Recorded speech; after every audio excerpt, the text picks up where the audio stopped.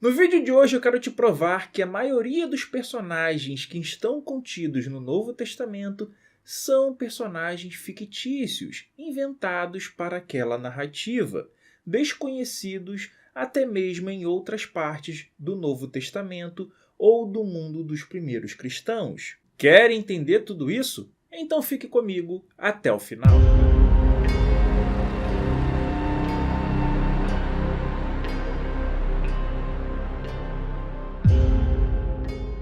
Para você que não me conhece, meu nome é Antônio Miranda, eu sou um especialista em teologia reversa.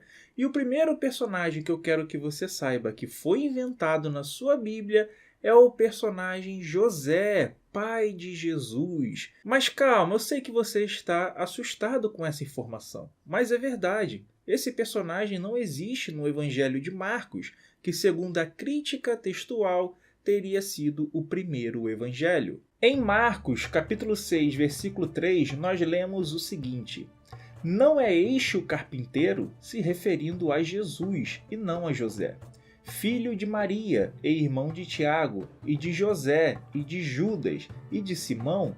E não estão aqui conosco suas irmãs? E escandalizavam-se nele. Repare que nessa passagem não existe o personagem José, que só vai aparecer em Mateus. Mateus 13, 55. Não é este o filho do carpinteiro?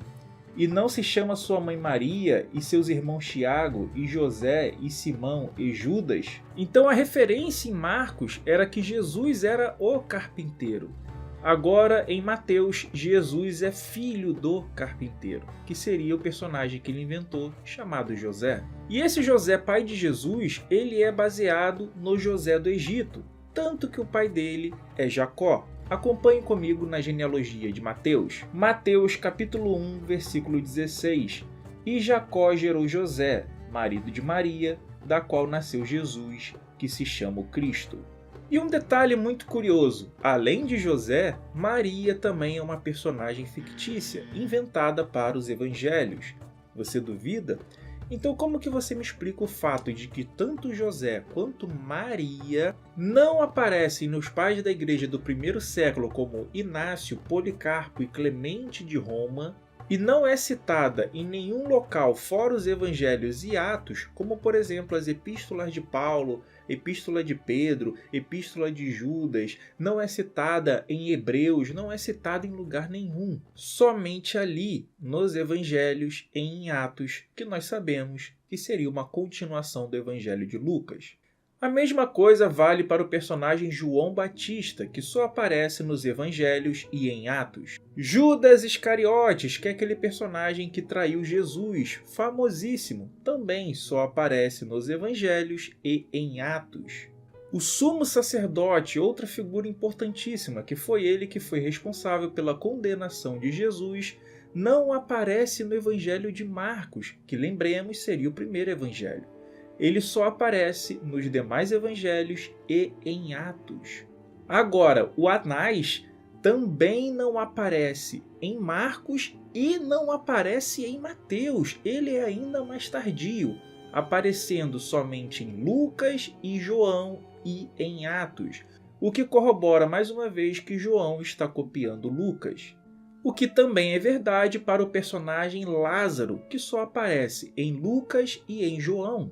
E outro personagem que só aparece em Lucas e em João seria Marta, irmã de Maria, mais uma evidência da cópia de João em relação ao Evangelho de Lucas.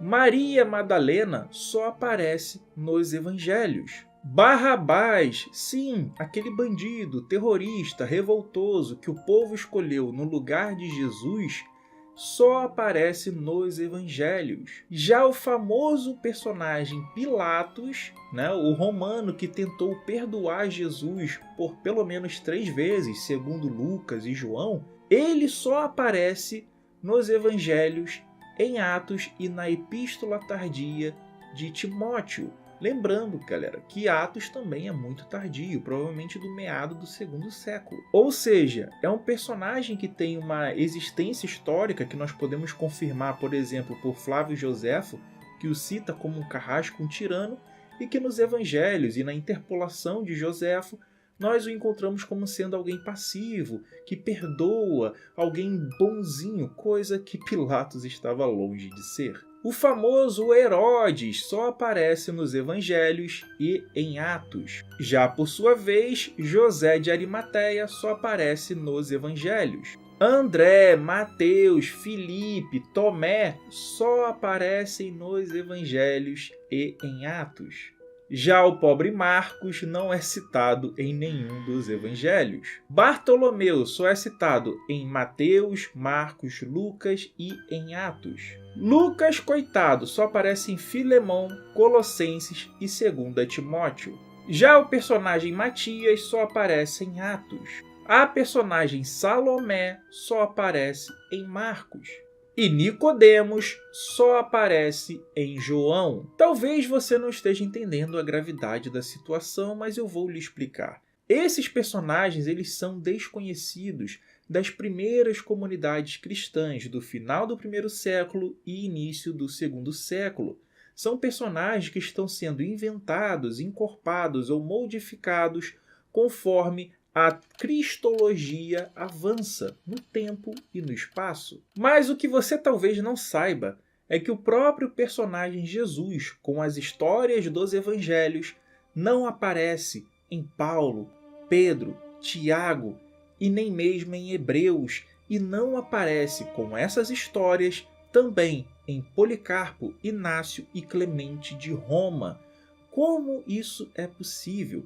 Na verdade, nós temos uma narrativa de Jesus compilada de forma diferente na ascensão de Isaías, em Hebreus e no próprio Paulo. E se você tem dúvida de que Jesus é um personagem construído de forma diferente, é porque você não leu os evangelhos em separado.